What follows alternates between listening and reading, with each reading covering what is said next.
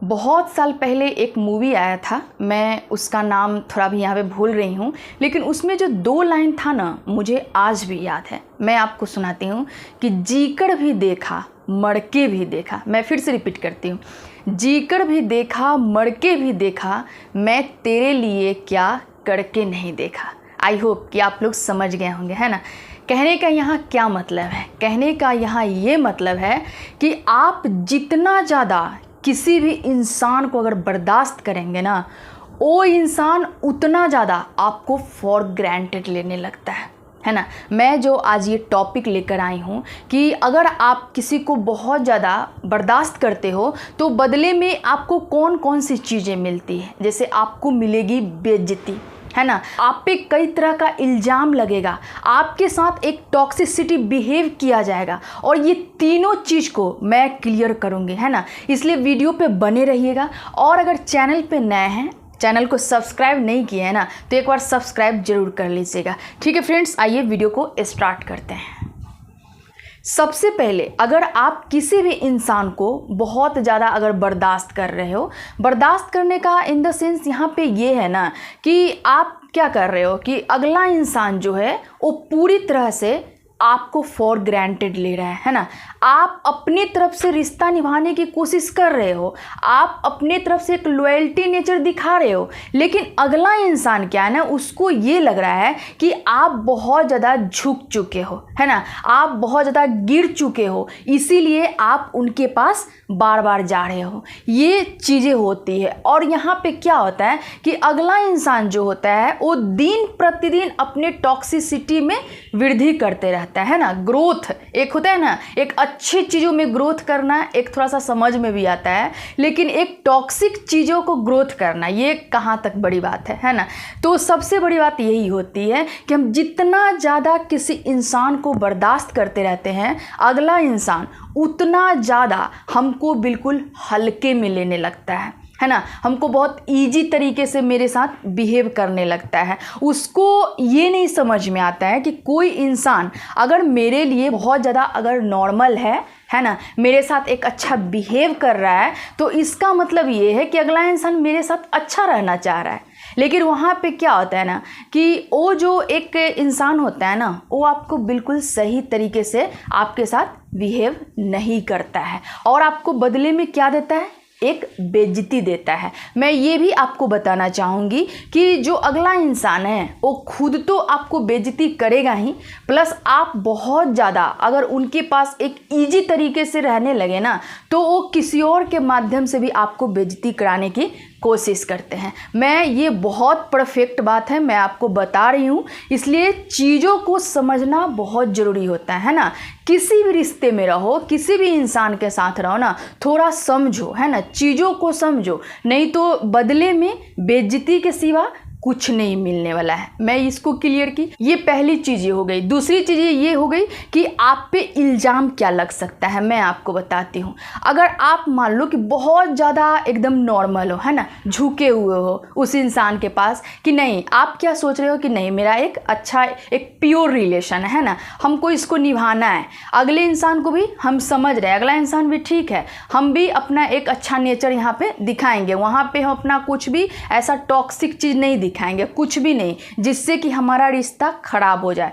फिर अगला इंसान जो होता है वो आप पे कई तरह से इल्ज़ाम लगाना स्टार्ट कर देता है ना। क्योंकि देखिए, कोई इंसान जब आपको पसंद करता है ना, जब आपको सच में दिल से चाहता है ना, तो समझ लो कि वो इंसान आपके सबसे पहले रिस्पेक्ट का ख्याल रखता है ना। सबसे पहले ये ख्याल रखता है कि आपको किसी भी चीज़ से तकलीफ़ ना पहुँचे, आपको हर्ट ना हो, और ये ख्याल जो इंसान रखेगा उसके अंदर आपके प्रति कोई भी निगेटिव चीज़ आएगी ही नहीं।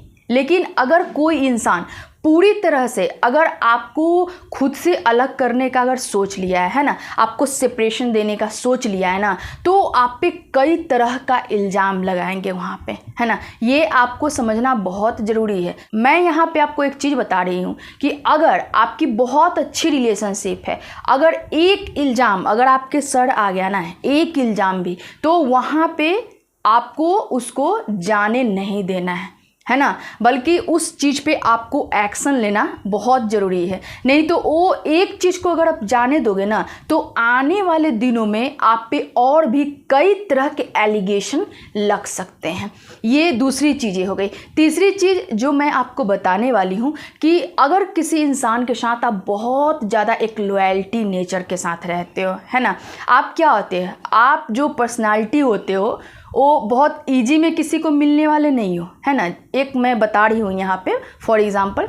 और उसके बाद क्या होते हो कि आप एक बहुत ज़्यादा चूजी पर्सन होते हो। ये भी चीज़ कई एक लोग में देखा गया है। आप हर किसी के साथ कंफर्टेबल फील नहीं करते हो, हर किसी से आप कुछ भी बात नहीं कर सकते हो, लेकिन उसके बावजूद भी आप एक इंसान के लिए आप पूरी तरह से क्या हो चुके हो, फेयर हो चुके हो, है ना।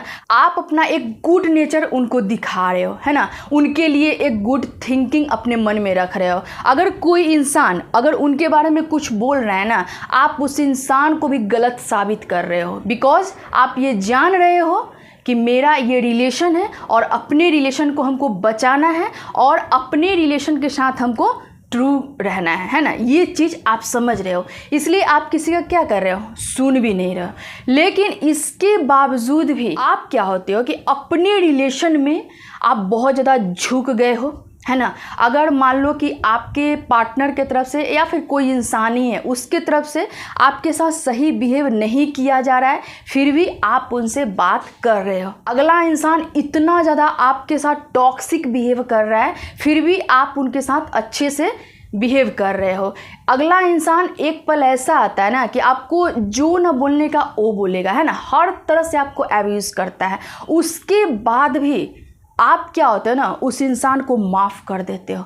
लेकिन एक पल मैं आपको बताना चाहूँगी, एक पल ऐसा आएगा ना कि उस इंसान को जो माफ़ की हो एक गलती के लिए, अगले पल वो इंसान आप पे इतना ज़्यादा टॉक्सिसिटी बिहेव करेगा कि जिसके बारे में आप सोच भी नहीं सकते हो, है ना। कहा जाता है ना कि किसी भी रिश्ते में अगर एक बार अगर दरार पड़ गया ना, तो जब तक दो लोग समझदार नहीं होंगे ना, वो रिश्ता उनका कभी सही नहीं होने वाला है। इसीलिए किसी का सुनना नहीं चाहिए, है ना। अगर मेरा कोई रिलेशन है ना, हमको किसी का नहीं सुनना चाहिए। वहाँ पूरी तरह से अपने माइंड का इस्तेमाल करना चाहिए। अगर मान लो कि रिश्ता में कुछ ऐसा प्रॉब्लम आ गया है और उसके बाद भी हमको समझ में नहीं आ रहा है कि हमको क्या करना चाहिए, ऐसा मेरी तरफ से आपके लिए ये एडवाइस रहेगी कि आप किसी भी इंसान से अपने रिलेशन को लेकर, अपने पार्टनर को लेकर किसी से बात मत करो उस टाइम में, है ना।